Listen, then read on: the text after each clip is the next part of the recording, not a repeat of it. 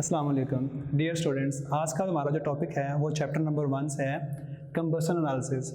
सबसे पहले हम इस टॉपिक की इम्पोर्टेंस का अंदाज़ा लगाते हैं कि ये टॉपिक अभी जो इस साल पेपर हुए हैं उनमें ये एज अ लॉन्ग क्वेश्चन आया है और बहुत सारे इसके अंदर शॉर्ट क्वेश्चंस भी आते हैं, एमसीक्यूज़ भी आते हैं। तो स्टार्ट करते हैं। सबसे पहले हम, चूँकि ये वर्ड कंबशन एनालिसिस है, तो सबसे पहले हम जानना चाहेंगे कंबस्टन क्या चीज़ है। कंबस्टन का उर्दू में जो मीनिंग है वो है जलने का अमल। जलने का अमल आप सब जानते हैं कि हमारी डेली लाइफ के अंदर कंबस्टन बहुत सारी जगहों पर होती है। उनमें गाड़ियां हैं, घर के अंदर हमारे चूल्हे हैं, फैक्ट्रीज के अंदर कंबस्टन होती है। तो कंबस्टन को डिफाइन कैसे करते हैं? The process in which a substance burns in the presence of oxygen and one of the product will be carbon dioxide।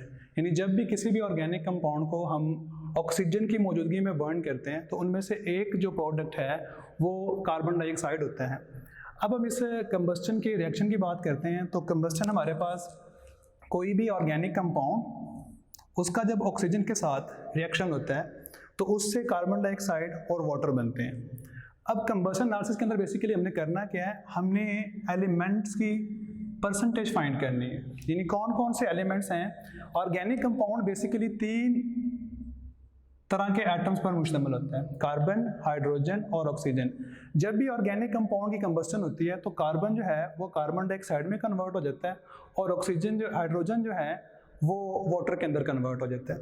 Basically combustion analysis का पर्पज़ ये था कि हम किसी तरह से इन एलिमेंट की एनालिसिस कर सकें और इन एलिमेंट की परसेंटेज कंपोजिशन फाइंड कर सकें। तो कंबशन एनालिसिस को हम किस तरह डिफाइन करते हैं? The analysis which is made to determine amount of element present in a compound. यानी अमाउंट ऑफ एलिमेंट कि किसी भी कंपाउंड के अंदर कितनी अमाउंट मौजूद है by burning of known amount of organic compound containing carbon, hydrogen, oxygen in the presence of oxygen. यानी किसी भी कंपाउंड को, ऑर्गेनिक कंपाउंड को ऑक्सीजन की मौजूदगी में बर्न करना और उस दौरान उससे बनने वाले जो प्रोडक्ट हैं उनकी एनालिसिस करना।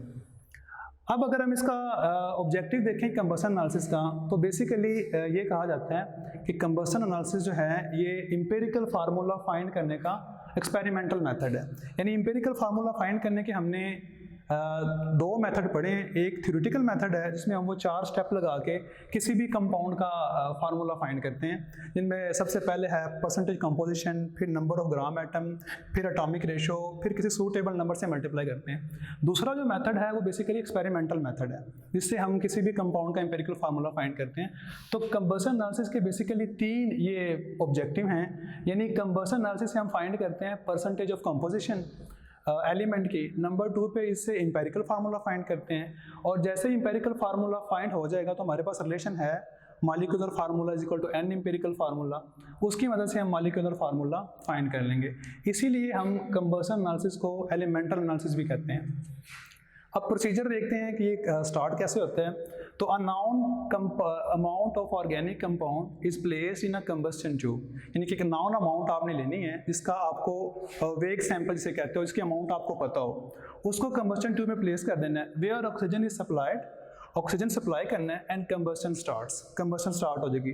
जिस तरह से मैंने आपको शुरू में बता दिया था कि इसका मकसद क्या होगा, ऑर्गेनिक कंपाउंड के अंदर मौजूद जो हाइड्रोजन है उससे कंबस्टन के दौरान वाटर में कन्वर्ट कर दिया जाएगा और कार्बन जो है उसे कार्बन डाइऑक्साइड में कन्वर्ट कर दिया जाएगा। अब अगर हम इसकी डायग्राम देखें तो ये इसकी सिस्टमेटिक डायग्राम है। हम इस फर्नेस के अंदर ऑर्गेनिक कंपाउंड को प्लेस कर देते हैं और ऑर्गेनिक कंपाउंड वो जिसका हमें वेग पता हो, हमें अमाउंट पता हो, 5 ग्राम है, 10 ग्राम है, 15 ग्राम है, जो भी अमाउंट है, वो ऐड करने के बाद हम ऑक्सीजन सप्लाई करते हैं और कंबस्टन स्टार्ट हो जाती है। जैसे कि मैंने शुरू में भी लिखा है, कंबस्टन की जो इक्वेशन है इसके 2 मेन प्रोडक्ट हैं, वो कार्बन डाइऑक्साइड एंड वाटर। तो ये जो ऑर्गेनिक कंपाउंड की कंबस्टन स्टार्ट होगी तो कार्बन डाइऑक्साइड और वाटर बन जाएगा। अब मैंने इन दोनों जो प्रोडक्ट्स हैं ये वेपर्स फॉर्म के अंदर होती हैं, तो ये प्रोडक्ट यहाँ से ट्रेवल करके अगले चैम्बर में चली जाएंगी। नेक्स्ट जो चैम्बर है ना, यहाँ पर वाटर को अब्जॉर्ब कर लिया जाएगा और यहाँ पर हम यूज़ करेंगे मैग्नीशियम परक्लोरेट।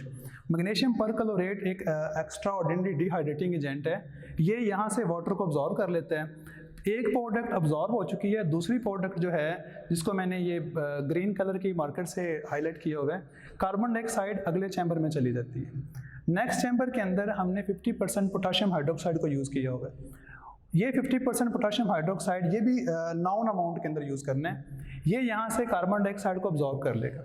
बाकी जो अदर प्रोडक्ट्स हैं जिनमें एक्सेस ऑफ एयर है, यानी कुछ एयर तो यहाँ पे यूज़ हो जाएगी, बाकी जो एयर है उसे नेक्स्ट चैम्बर के अंदर भेज के वहाँ से डिस्चार्ज कर दिया जाता है। अब अक्सर बच्चे यहाँ पे कंफ्यूज होते हैं, वो क्वेश्चन ही पूछते हैं कि सर हमने मैग्नीशियम परक्लोरेट को पहले लगाया हुआ है और 50% KOH को बाद में लगाया हुआ है। बेटा याद रखना, यहाँ पे आपने गलती भी नहीं करनी, इसको पहले लगाना है और उसको बाद में लगाना है। उसकी एक बड़ी इंपॉर्टेंट रीज़न है, मैग्नीशियम परक्लोरेट जो है ना, इसके अंदर एबिलिटी है ये सिर्फ वाटर को अब्जॉर्ब करता है, और जो हमारे पास KOH है अगर हम इसको पहले यूज़ करते हैं तो KOH एक एक्स्ट्रा ऑर्डिनरी डिहाइड्रेटिंग एजेंट है, ये वाटर को भी अब्जॉर्ब कर लेता है और कार्बन डाइऑक्साइड को भी अब्जॉर्ब कर लेता है, जबकि हमारा जो पर्पज़ है वो इन दोनों को अलग अलग अब्जॉर्ब करवाना है। तो अगर हम मैग्नीशियम परक्लोरेट पहले यूज़ करते हैं तो सिर्फ वाटर ही अब्जॉर्ब होगा, और 50% KOH बाद में यूज़ करते हैं तो इसका मकसद है कि सिर्फ कार्बन डाइऑक्साइड को अब्जॉर्ब करना है ताकि वाटर को अब्जॉर्ब ना कर सके और हमारी कैलकुलेशंस के अंदर एरर ना आए। अब एक और क्वेश्चन बच्चे पूछते हैं कि सर हम 50% KOH क्यों यूज़ करते हैं, हम 100% क्यों नहीं यूज़ करते।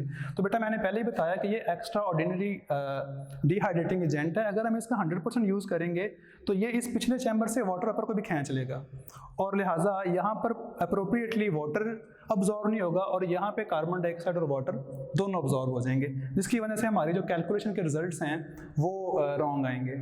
अब यहाँ बेटा मैंने इसको अलग हेडिंग में भी लिखा हुआ है, हमारा जो वाटर होता है ना, वाटर को अब्जॉर्ब करने के लिए हम यूज़ करते हैं मैग्नीशियम परक्लोरेट को, और ये एक एक्सीलेंट डिहाइड्रेटिंग एजेंट है, और ये MCQs लाहौर बोर्ड में 2007 के पेपर में पूछा गया है। उसके बाद चूंकि दो प्रोडक्ट हैं, वाटर तो हमने अब्जॉर्ब कर लिया, अब कार्बन डाइऑक्साइड हमने अब्जॉर्ब करना है। तो कार्बन डाइऑक्साइड को अब्जॉर्ब करने के लिए हम 50% KOH का यूज़ करते हैं। ये KOH क्या करता है, कार्बन डाइऑक्साइड को अब्जॉर्ब कर लेता है, और ये MCQs DG खान बोर्ड के अंदर 2010 में पूछा गया था। अब अगर हम इस सारे एनालिसिस के रिजल्ट देखें तो हमारे पास इस एनालिसिस के 3 रिजल्ट आते हैं।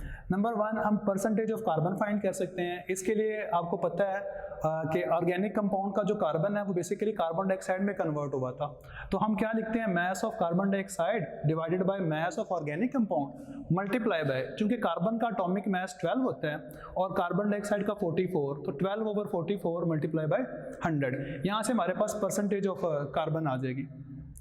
नेक्स्ट है percentage of hydrogen. Percentage of hydrogen जो हम है, ऑर्गेनिक कंपाउंड के अंदर मौजूद हाइड्रोजन जो था वो वाटर में कन्वर्ट हो रहा था, तो इसीलिए mass of water divided by mass of organic compound multiply by hydrogen का एटॉमिक मास। हाइड्रोजन चूंकि यहाँ पे मॉलिक्यूलर फॉर्म के अंदर है तो इसका जो एटॉमिक मास है वो 2.016 है, divided by molecular mass divided by 18 multiply by 100।